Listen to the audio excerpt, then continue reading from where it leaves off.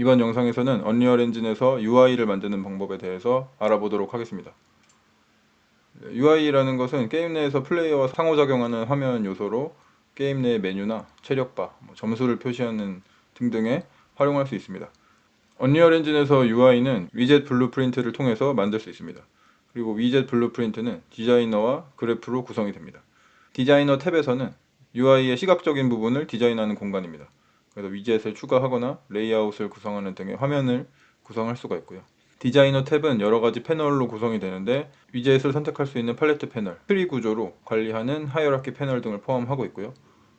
그리고 팔레트 패널에서 위젯을 끌어서 배치해서 간단하게 화면을 꾸밀 수 있습니다. 그리고 그래프 탭에서는 다른 블루프린트 클래스 같이 이벤트 그래프에서 블루프린트 프로그램을 하는 것 같이 UI의 동작과 기능을 프로그램하는 공간입니다. 위젯 블루프린트는 개념적으로 공부하는 것보다 실제로 만들어 보면서 하는 게 좋을 것 같아서 개념적인 부분은 여기까지 하고 언리얼 에디터에서 위젯 블루프린트를 다뤄보도록 하겠습니다. 지난 영상에 이어서 스타트 프로젝트에서 진행해 보도록 하겠습니다. 커스텀 컨텐츠 폴더에서 빈 곳에 우클릭하고 유저 인터페이스에서 위젯 블루프린트를 선택합니다.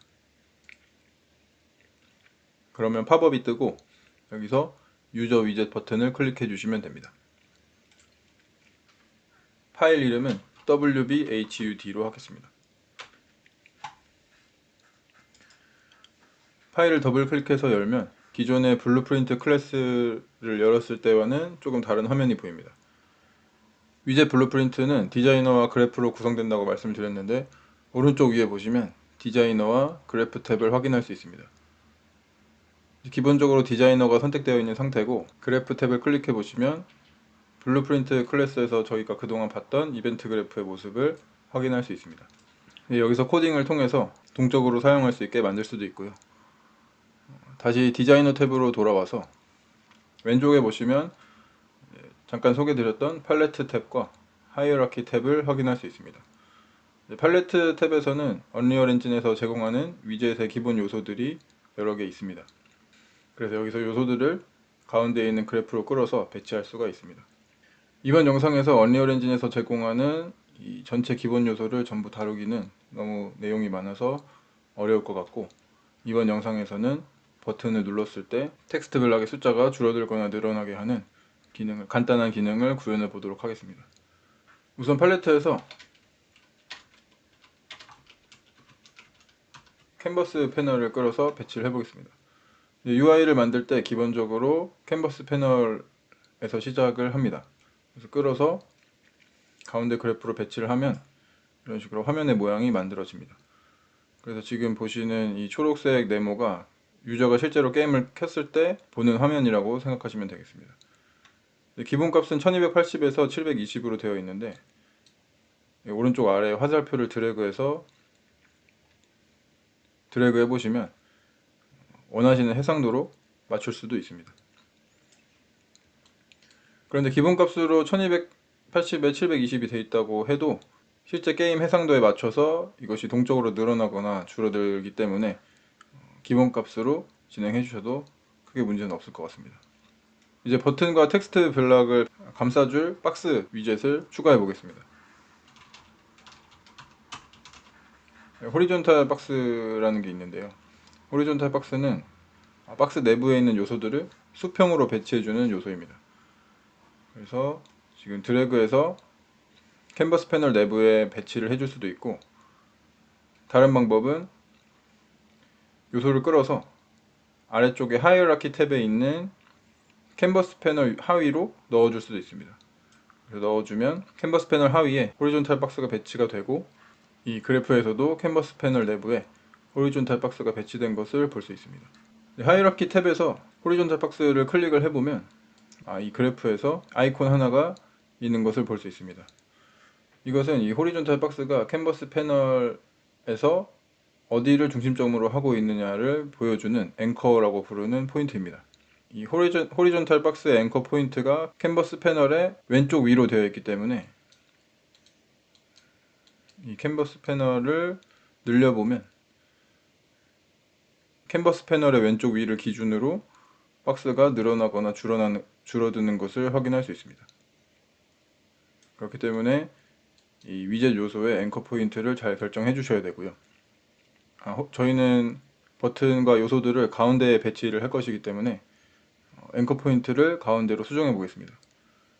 왼쪽에서 호리존탈 박스를 선택한 상태에서 오른쪽에 디테일 패널에서 앵커 드롭다운 메뉴를 눌러 보겠습니다.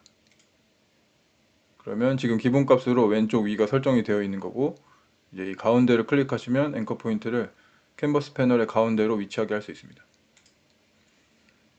지금 캔버스 패널의 가운데로 호리존탈 박스에 앵커 포인트가 배치가 됐고요. 앵커의 위치를 변경하더라도 호리존탈 박스의 위치가 변경되진 않습니다. 그래서 지금 상태에서 늘려보면 지금 호리존탈 박스의 앵커 포인트가 캔버스 패널의 가운데로 되어 있기 때문에 캔버스 패널을 늘리거나 줄였을 때 화면 밖으로 벗어나거나 더 안쪽으로 들어오는 이런 움직임을 보이게 됩니다. 그래서 앵커 포인트를 의도에 맞게 잘 설정을 해주셔야 되고요. 포지션이 그대로이기 때문에 이 오른쪽 포지션 X와 Y를 수정해서 가운데로 옮겨 보겠습니다. X와 Y에 각각 0값을 입력해주면 가운데로 오게 됩니다. 그런데 지금 확대를 해보시면 정확하게 가운데로 온 게 아니라 호리존탈 박스의 왼쪽 위를 기준으로 앵커 포인트 위치해 있는 것을 알 수 있습니다. 그래서 물론 이 호리존탈 박스의 사이즈를 계산을 해서 포지션을 수정해 줄 수도 있지만, 이런 식으로 하면 사이즈가 바뀔 때마다 포지션을 수정해 줘야 되기 때문에 이렇게 하는 방법보다는 아래쪽에 얼라이먼트 값을 각각 0.5를 입력해 주시면 박스가 정확하게 앵커 포인트의 가운데로 위치하는 것을 볼 수 있습니다. 가운데로 지금 배치를 해봤고요. 호리존탈 박스의 사이즈가 좀 작기 때문에 크게 좀 늘려 보겠습니다. 사이즈도 이 디테일 패널에서 사이즈 X와 Y 값을 수정해 주시면 됩니다. 저는 사이즈 X는 600으로 하고 Y는 200으로 해보겠습니다. 이 정도면 적당한 사이즈가 된 것 같고요. 이제 박스 내부에 위젯 요소들을 배치해 보겠습니다. 버튼을 검색해서 버튼을 끌어서 호리존탈 박스 하위로 넣어 보겠습니다. 그리고 텍스트를 검색해서 텍스트 블럭을 배치하겠습니다. 그리고 버튼을 한 번 더 검색해서 버튼을 박스 하위에 배치하겠습니다. 네, 호리존탈 박스가 요소를 수평으로 나열한다고 했던 내용이 바로 이것입니다. 그래서 버튼, 텍스트, 버튼 이 순서대로 지금 가로로 배치가 되는 거고요. 근데 지금 이 요소들을 보시면 이 왼쪽으로 정렬되어 있는 것을 알 수 있습니다. 그래서 이것을 가운데로 수정을 해주려면 요소들을 전부 선택을 해서 필을 선택해 주시면 됩니다. 이 디테일 패널에서 이 사이즈가 오토로 설정되어 있기 때문에 자동으로 이 왼쪽으로 다 몰아서 붙여 놓은 거고요. 필을 선택하시면 호리존탈 박스 안에 그 사이즈에 맞춰서 전부 요소들을 채우게 됩니다. 요소들을 필을 전부 선택을 하셨으면 사이즈가 지금 일정하게 각 요소별로 사이즈가 일정하게 채워지게 되는 거고요. 호리존탈 박스의 사이즈가 변경되면 이 요소들의 사이즈도 바뀌게 됩니다. 이런 식으로 균등하게 변경이 되게 됩니다. 근데 이 버튼과 텍스트가 너무 큰 것 같기 때문에 다시 전부 선택하시고 정렬을 좀 해주겠습니다. 이제 디테일 패널에서 사이즈 아래쪽에 보시면 호리존탈 얼라이먼트와 버티컬 얼라이먼트가 있습니다. 여기서 모두 가운데로 설정을 해주면 원래 버튼의 크기와 텍스트 블럭의 크기로 사용을 할 수가 있습니다. 그래서 저희는 왼쪽 버튼을 눌렀을 때 이 텍스트 블럭의 숫자가 내려가도록 감소하도록 하고, 오른쪽 버튼을 눌렀을 때 텍스트 블럭의 숫자가 증가하도록 만들어 보겠습니다. 일단 버튼의 색상을 한번 변경해 보겠습니다. 왼쪽 버튼을 선택하고 오른쪽 디테일 패널에서 어피어런스 하위에 스타일 트리를 엽니다. 그러면 아래쪽에 노멀, 호버, 프레스, 디저블드를 확인할 수 있는데요. 이제 노멀 트리를 확장하고 틴트 컬러를 선택하면 버튼의 색상을 수정할 수 있습니다. 저는 지금 빨간색으로 설정을 해주겠습니다. 이제 노멀 메뉴는 버튼의 일반적인 상태를 표현합니다. 그래서 사용자가 어떤 동작도 하지 않고 가만히 있을 때는 이 빨간색으로 표현을 하게 되는 거고요. 노멀 트리를 최소화하고 호버드 트리를 확정해 보겠습니다. 이 호버드 옵션은 이 버튼 위에 사용자가 마우스를 올렸을 때 동작을 의미합니다. 그래서 올렸을 때 색상을 조금 더 연한 색상으로 수정해 보겠습니다.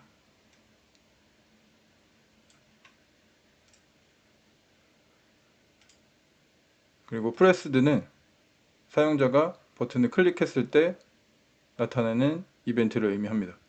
그래서 저희는 눌렀을 때 색상은 호버 됐을 때보다는 조금 진한 색으로 설정해 주겠습니다. 네, 마찬가지로 오른쪽 버튼은 파란 계열로 해보겠습니다. 네, 여러분은 원하시는 색상으로 해주셔도 좋습니다.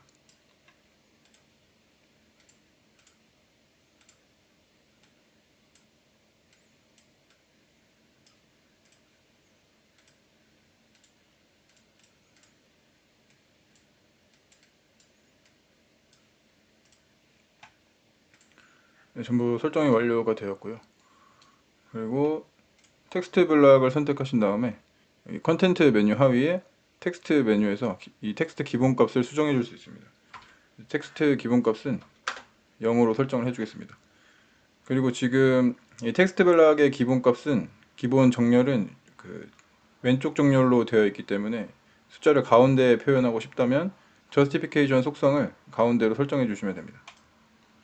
이제 디자인적인 요소는 설정이 된 것 같고 이제 그래프 탭에서 코딩을 해보겠습니다. 근데 이제 코딩을 하기 전에 이 버튼과 텍스트를 변수로 활용할 수 있도록 만들어 줘야 합니다. 버튼을 하나 선택하신 다음에 디테일 패널 오른쪽 위에 보시면 이즈 베리어블에 체크가 되어 있습니다.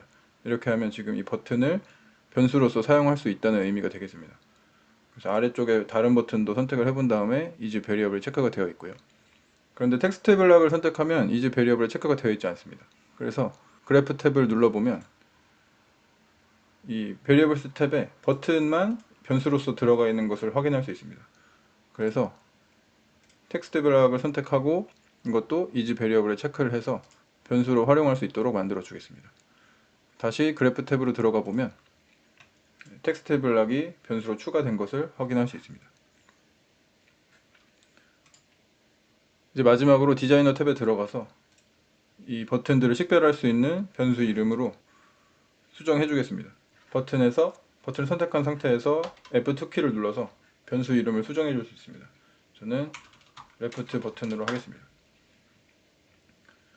그리고 또 변수 이름을 바꿀 수 있는 방법은 버튼을 선택한 상태에서 디테일 패널 오른쪽 위에서 여기에서 이즈 베리어블 옆에서 수정해 줄 수 있습니다. 이것을 저는 라이트 버튼으로 해주겠습니다. 수정을 하면 왼쪽의 하이어라키에서도 라이트 버튼으로 수정된 것을 볼 수 있습니다. 그리고 텍스트 블럭도 수정을 해주겠습니다. 저는 넘버 텍스트라고 해주겠습니다. 컴파일하고 그래프 탭으로 이동하겠습니다. 그래프 탭으로 이동해보면 저희가 수정한 대로 위젯 요소들의 이름이 변경된 것을 확인할 수 있습니다. 이제 이벤트 그래프에 배치된 노드들은 전부 제거를 해주시고요. 먼저 넘버 텍스트의 텍스트 값을 초기화 한번 해보겠습니다. 숫자를 늘려주고 줄어들게 할 거기 때문에 그 숫자를 관리할 변수를 하나 만들어 주겠습니다. 베리어블스에서 플러스 아이콘을 눌러서 변수 이름은 넘버로 하겠습니다. 그리고 타입은 플롯으로 하겠습니다.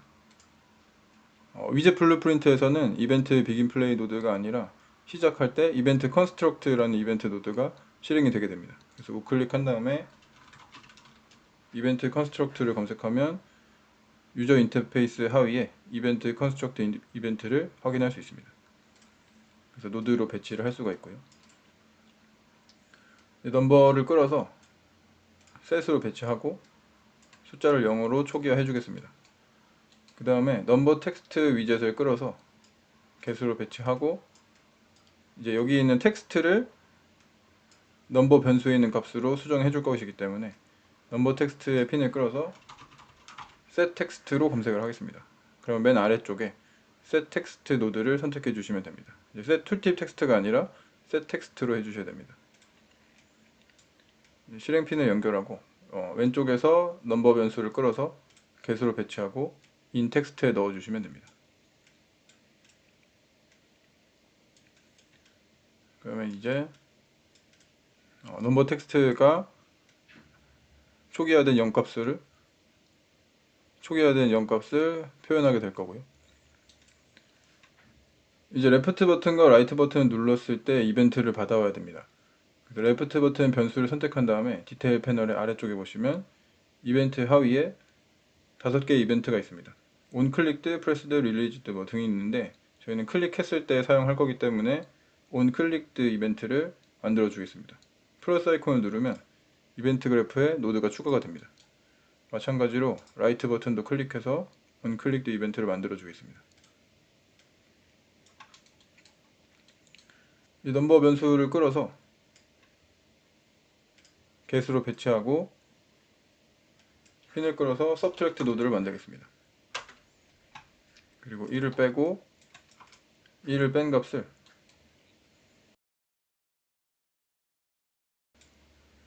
넘버 변수로 넣어 주겠습니다.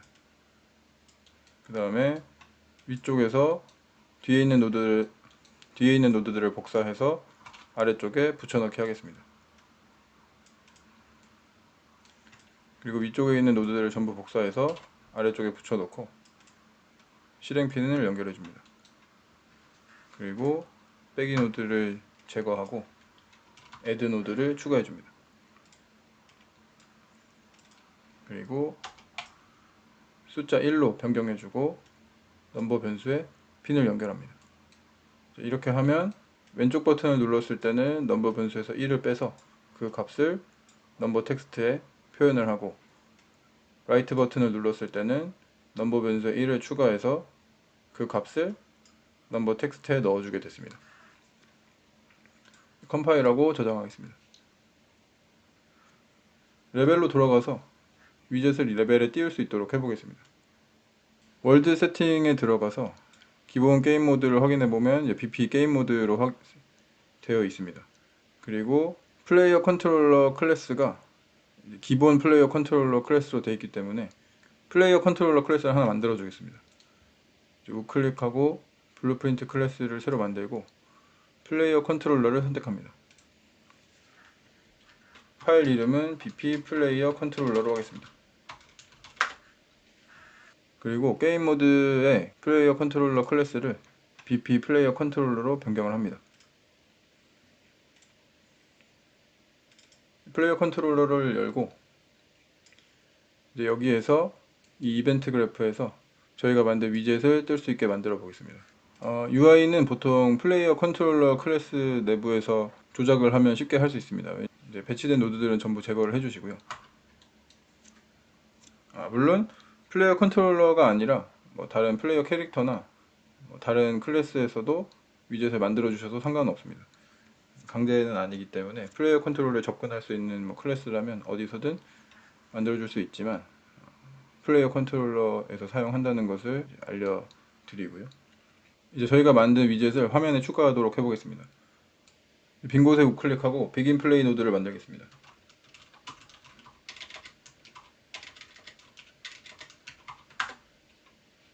그리고 우클릭한 다음에 크리에이트 위젯 노드를 만들겠습니다.